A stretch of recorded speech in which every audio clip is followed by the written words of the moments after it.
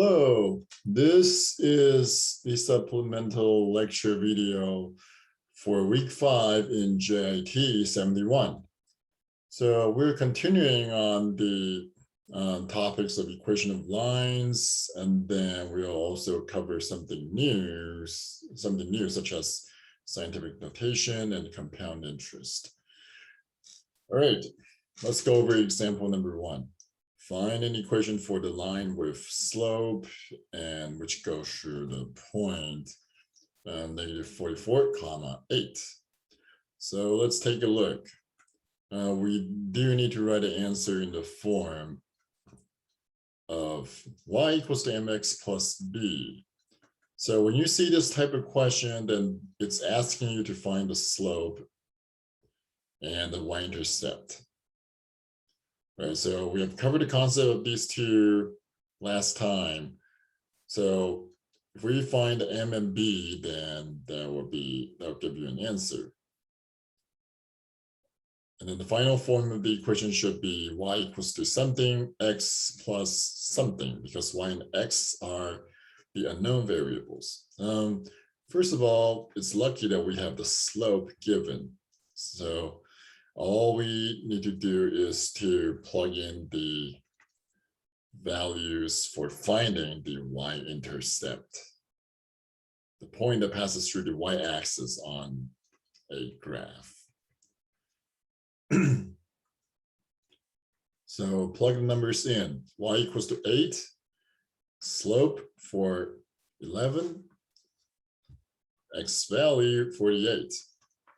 And then if you do that, then the remaining info would, or B will just be the remaining unknown information. And then if we have 411 times -48, that will give us -19,728. So make sure you try the multiplication method and get that answer. And then the simple algebra will give us the final answer as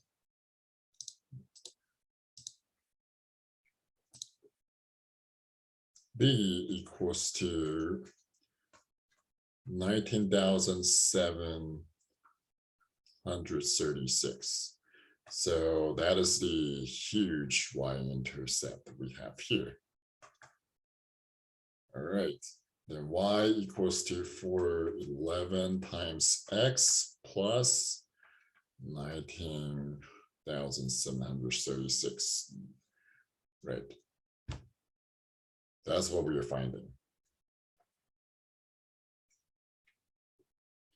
Example 2, find the equation of the line passing through the points. We have 2 points given, and then, write your answer in the form. All right, so when you have 2 points given, then it will be more reasonable to label the variable as x1 and x2, and also y1 and y2, because we need to find a slope by the rise over run method, right? So remember, the definition of the slope is rise over run. And once again, that is y2 minus y1 over x2 minus x1. And then, right, why are we finding this? Because we need to figure out the m and b in order. 18 minus 16 over -10 minus -6. And then simple algebra gives us 2 over -4. Which is -1 over 2. By the way, if you compare example 1 and 2, then in example 1, there's an extra instruction. Do not use decimals as a part of the answer. Express all parts of the equation in integer or reduced fraction form. Right, so that's why we have integer. But we do have integers only for the answer. But in example 2, there's no rules or limitation on your answer, so you can you can express either form then, right? So you can also put down the slope as negative 0.05, no, negative 0.5, which is the same as the negative 1/2. Either way works. All right, then what we can do next is to plug in into the equation. And then we can also let x and y be any value. So we pick the first coordinate, which is -6, 16. Right, that will work. You can pick the second point, and then either point will give you the same answer. I can guarantee you that. Right. So what do we get? We plug in y equals to 16, and then the slope is negative 1/2. X equals to -6 plus b. So reduce the fraction with the value, then negative signs cancels. So we'll get 3 plus b. And take off 3 on both sides of the equation, then we'll get the y-intercept as 13.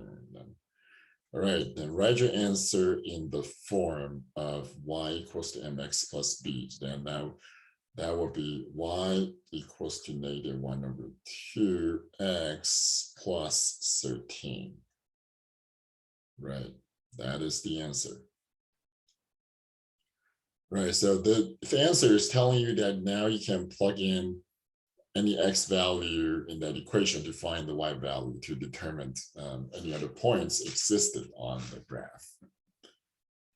All right, so yes, that is the last subtopic about the equation of line. And then if we go over the next example, then it looks like something new, right? Multiply or divide the following and express your answer in appropriate scientific notation. All right, now we are talking about scientific notation. All right. So make sure you watch the regular lecture video and know the meaning. But the thing is that if you see all these numbers, such as a factor times a multiplier, like 10 to the something, then that is the scientific notation, right? And then the rule we should follow is that when you have a factor, make sure there's one digit, only one digit before the decimal point. That is the rule we should follow. And then the multiplier can be 10 to the 8 or 10 to the 50 or 10 to the negative 75, etc. All right, so let's see what we should do on this question. All right. All right, so when I read a question, then we can tell that we are simplifying the expression. Simplifying the expression here and then reduce the fraction on that one. All right, so in case you don't know how the multiplication works, I'll show you. First of all, factors are combined in this way, and then the multipliers, 10 to the 8, can be combined with the others. And then the power of the combined multipliers are additive. And then this is the part I can show you right here. So note that, right, there's a product rule shows that if you have a to the m times a to the n, then the powers are merely additive as m plus n. And why is that? Yes, there is always a reason we do math in a certain way. So let me give you an example. So our base values are always 10 from now on. So let's think about 10 to the 3 times 10 to the 2. Right, A equals to 10. M and N's are 3 and 2 in order.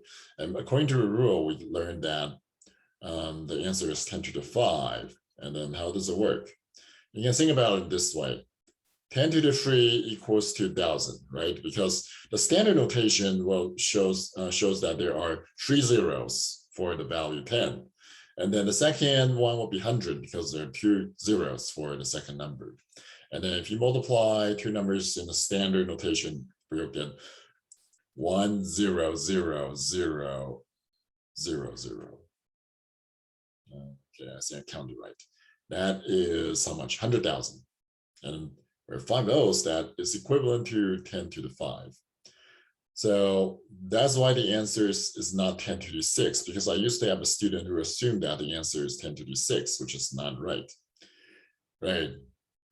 And then the example here shows you why the powers are additive. And that's a good lesson for us to learn. There's always a reason we do math in a certain way. There's always a reason. And that's why we have the equation crafted accordingly. All right. By the way, this is when you can use the calculator, and then the calculator will be allowed for the test for sure. Right. So 5.9 times 1.8, 1.5, well, 5.9 times 1.5, that gives you 8.85, and then you have 10 to the 58 from the second part, because you have 8 plus 50, which is 58. And that's the answer, right? Is that in the scientific notation? Yes, it is, because the factor only have 1 digit before the decimal point. All right. Another example. Let's check out the challenging one. Well, if you know how to enter all of them in a calculator, by all means, and then you should get the final answer like that. All right, next, we have a fraction, and then here's another chance for us to go over another rule. So a to the m over a to the n. What would that be? That would be a to the m minus n. And again, that equation is provable if you try the numbers I gave you before. And you'll find that 10 to the 3 over 10 to the 2 thus equals to 10 to the 1. Right. We need that for this question. All right, so I'll tell you what to do. Whenever you have a fraction with several numbers in scientific notations, then work on the multiplication first. That's the order of operation. Yeah, that'll make your life easier, right? You may have heard some other ways, but I will suggest taking care of everything on the same line first. So the calculator will shows that you get 1.2 times 4.2, right, times 10 to the 50 plus negative 12. So got to remember that if you have negative power, then that's additive with 10 to the 52, right? And then 1.2 times 4.2 gives you 5.04. And then the scientific notation should give you a factor times 10 to the positive 38, because 50 minus 12 gives you 38. Right, now you have to deal with the division. And then the rule is the same, right? When you divide values, then they can be separated. Right, the factors and multipliers can be separated in this way as well. Right, so we have the factor, which eventually equals to 1.86. And then for the fraction right there, if you have negative 75 minus 38, then that'll give you a huge negative power, which is negative 1113. So the answer would be 10 to the negative, negative 113. Right. That's the end. That's the answer. 1.86 times 10 to the negative 113. So that's how you divide two numbers in scientific notations. All right. There's a long 5.2 sections that covers more details of the scientific notations, and make sure you study them.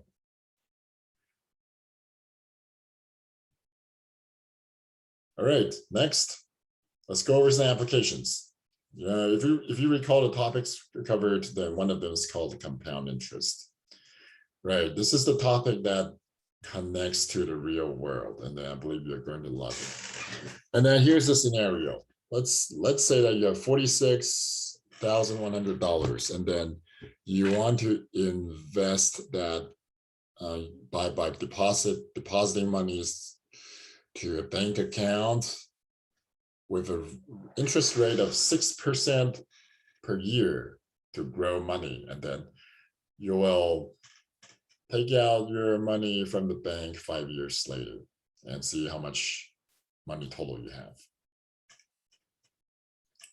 All right. We have to recall an equation, which is A equals to P times 1 plus R over N to the power Sn times T. Right. So keep in mind, make sure you watch the video and see the meaning of each symbol. Right. A, most importantly, A is the final amount, and P stands for the percent value, and then most importantly, N stands for the number of compounds per year. So make sure you want to watch the video and see what the word compounds mean. So this N is telling you how many times your interest is calculated per year. All right. So A is what we are finding for each part. We have part A, B, C, D, and E. Okay. Right. And then on the other hand, we can, whenever you solve this type of problem, my suggestion is that you list all of the information first. It makes things much easier later on. And then to help you realize how to start, because for the people who don't know how to start, then I'm showing you how, right? Don't let the mathphobia gets you, right? Plug in the values, assign the values on each symbols when you study and understand their meanings. P as $46,100. Why? Because that is the amount of money you're ready to deposit to grow more money, right? And then R is the interest rate. The greater the rate, the better your final amount is. So we have 6%. So this is the percentage unit, which will be common. And then if you divide the percentage by 100, then you'll get a standard notation, which is 0.06, right? That's how we convert the percentage to the number in general. And then T equals to 5, because the T stands for the number of years. Right, and then the trickier part is the N. Right, the N depends on the scenario you have. Right, and here's another tip. right? If you run into an accountant or a banker in the real world, then they're the professionals who knows how to calculate the final amount for you to estimate how much you earn in the future, right? And then they know and understand this equation inside out. And they can do the job for you without checking the notes, right? And then that's, if you're majoring in this field, then you'll be expected to be trained this way too, right? And to explain that equation, right? That equation is crafted to calculate the final value, and then the 1 plus fraction is there because you're adding the r over n by 1 in order to help you see the final amount. Because if you take out the 1, then all you have is the amount of interest calculated. So we earn a small portion of interest, and we're going to add interest to the percent value to get a total, right? And then let me show you an example. If you have the annual rate applied to your account, then n equals to 1. For semi-annual rate, n equals to 2. So the n here is telling you how many times your interest is calculated or generated per year. That's what we meant when we say number of compounds per year. Okay. Make sure you understand it. Right. And we're going to apply the equation above and plug in the number 46,100 times 1 plus 0.06. I'll show you why this question is one of my favorite. Right. In the power we have 1 times 5. So if you rewrite that equation, you'll see something meaningful, right?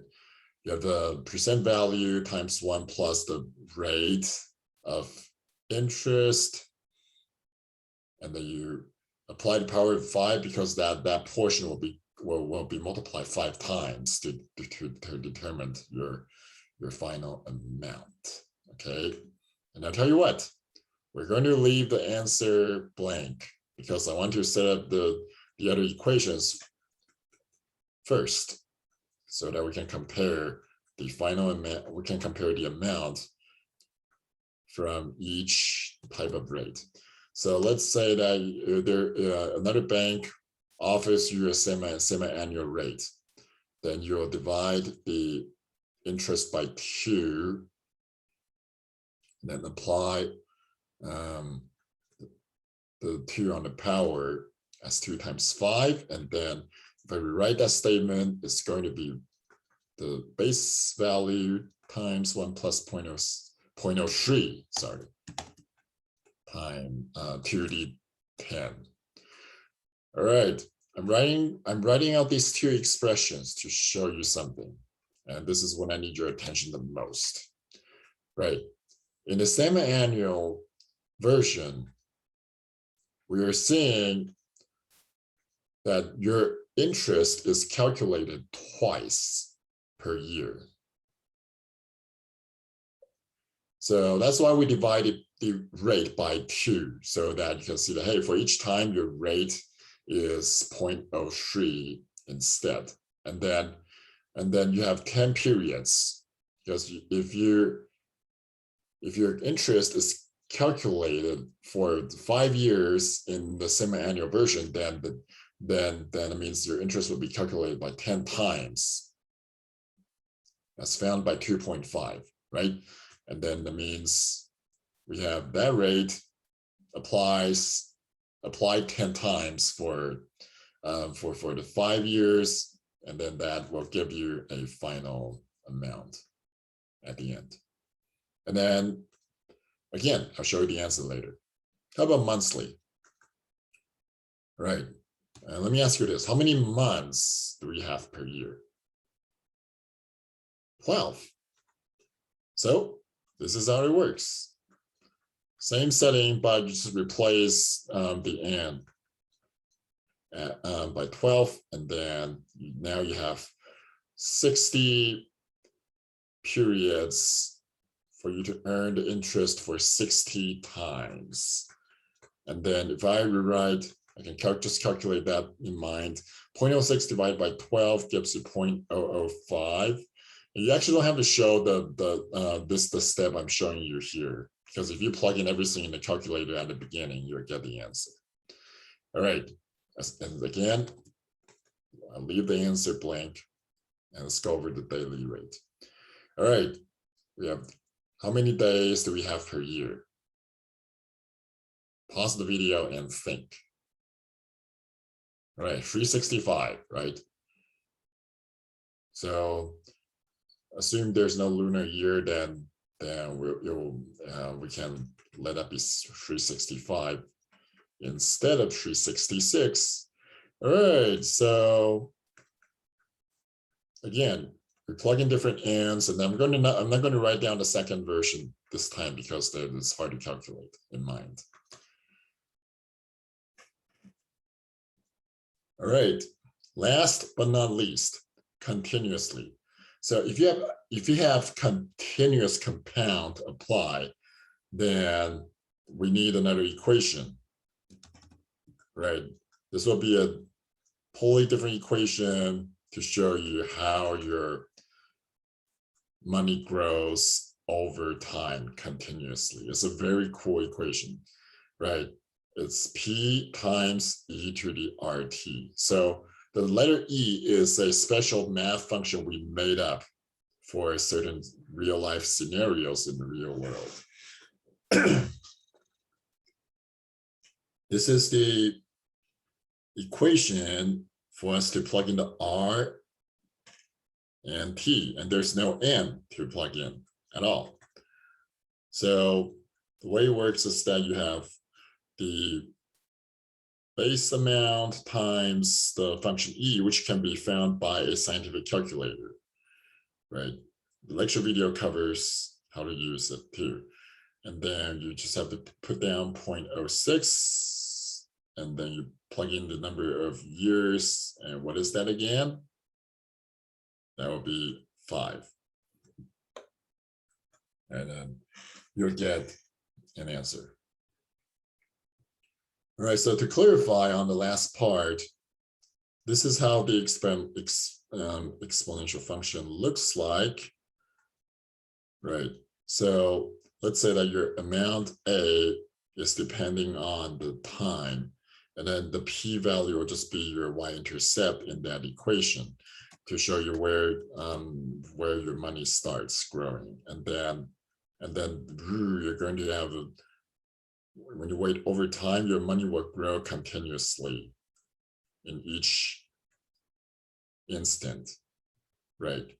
So that curve is showing you how your money grows exponentially over time, and then this can be the end of the year number 5 for you to find out how much you have in your account.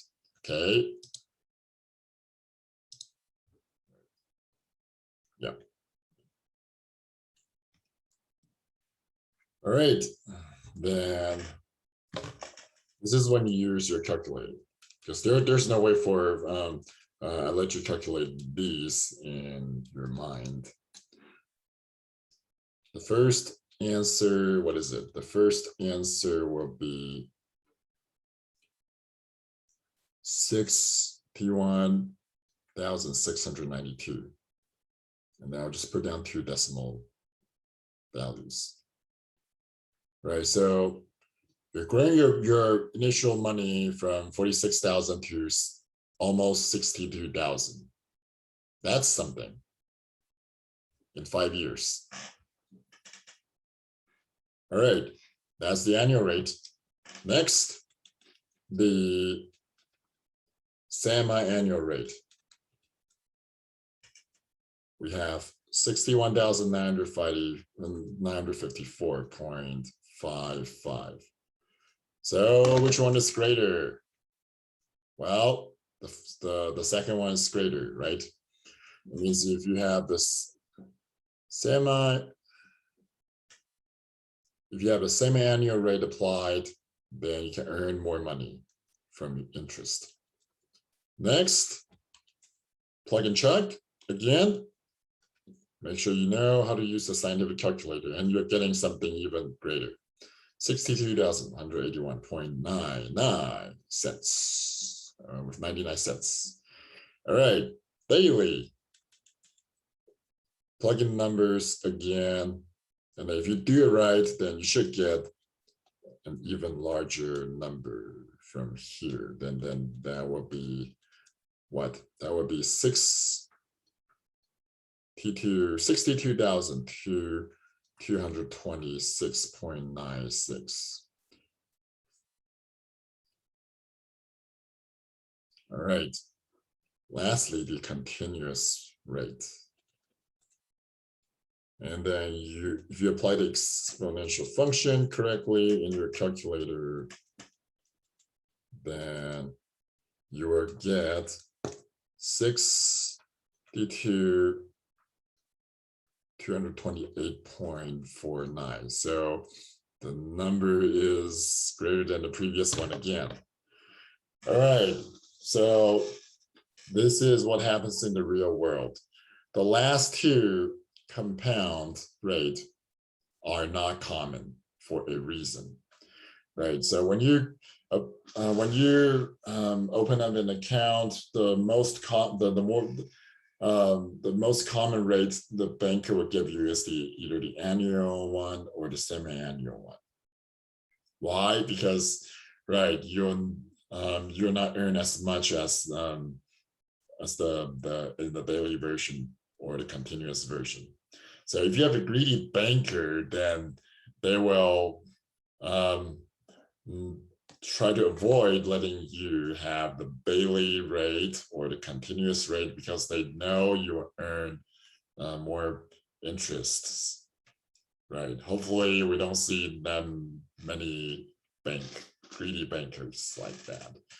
Well, we learned a real lesson now, right? So the reason we have annual and semi-annual rate commonly is because, you're earning limited interest with that amount, for example, or this amount. Sometimes you'll see a monthly rate if the bank is nice enough, right? And the continuous rate is least common, and that can occur from a small bank when they're trying to get more customers, right? And then, yes, that is how the interest is calculated with your base amount for you to see how much you earn after 5 years, for example. Right, but in the real world, things are not that simple because the interest rate can fluctuate. It can mostly decreasing over time. So in 5 years, we don't normally see an interest rate as 6% per year, unless you find a fixed rate offer from your account, right? Which is not common either. All right. I hope you learned something useful from it. Now we will go over some other examples and then see if we can apply the information correctly. Example number 5, you deposit $5,000 in an account earning 5% interest compound monthly. Interest is compounded monthly. So that means your interest is calculated 12 times per year. You earn the interest 12 times per year with a rate. So how much will you have in the account in 5 years? Right. So whenever you see a percentage given, that will be the annual one, and then you have to divide it by n depending on the situation. So P, percent value, 5,000. R, 0.05. And then T, That will be 5 because t will be the number of year always. All right, and will be 12 indeed. So when you apply the equation, and this is not a continuous compound, so we will stick with this equation.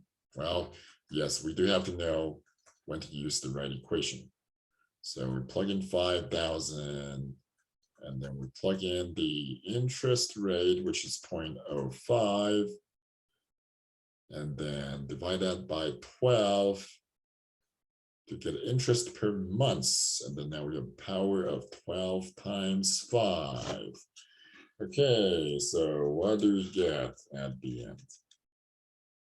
The answer will be, that's what I want to calculate on my calculator.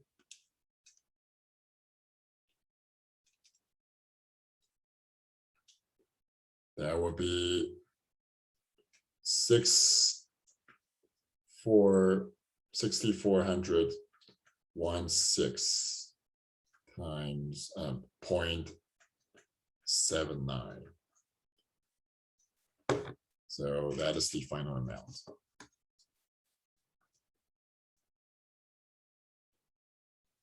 I've used it.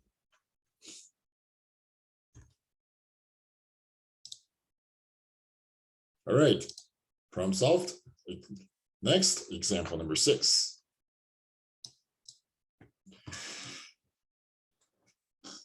All right, so this one is not covered in the JIT 71, if I remember correctly. But I can show you how this works. Right, so if you have a simple interest rate for a certain years, then let me emphasize that this is not covered. If you have a simple interest estimated, that's the roughest way to estimate your interest and how much you earn at the end, then in that case, there will be another equation called A equals to P times R times T. Right, so you're, instead of having 1 plus R, now we'll just stick with the R instead. I don't know, 1 plus R over N. So this is the simplified way for us to just calculate an interest. Right. So that shouldn't be A, my bad. That should be simple interest. So I'll just call this S dot I. So the simple interest for you, if you want to estimate that in general, then it will be a base value times 0.05 times the number of years to, and then this is a way for you to calculate your interest once without the compound method, so that you will get the interest as $900 for 2 years. Right, this is not a common method, but it's a good estimation to calculate how much interest you earn in 2 years when you have the interest offer once right away. Right. All right, how much is in the account at the end of the 2nd year period? Right, then this will be the way you calculate the final amount. And then the purpose of this question is to show you how the interest is calculated separately. So you have your P, the percent value. That's what you have at the beginning. That's the initial amount you deposit into your account. And then if you calculate the interest separately, then you just have to add it back to the base value, and then you'll get whole amount showing you exactly how much you have earned in, for example, 2 years. Right. But we don't see that in the previous equations because they have taken account of the interest rate in that entire equation. And that's why you don't see two separated numbers. Right. Okay, and that's all I want to show you. And make sure you practice and then study and make sure you understand the concept of math. And then I will see you next time.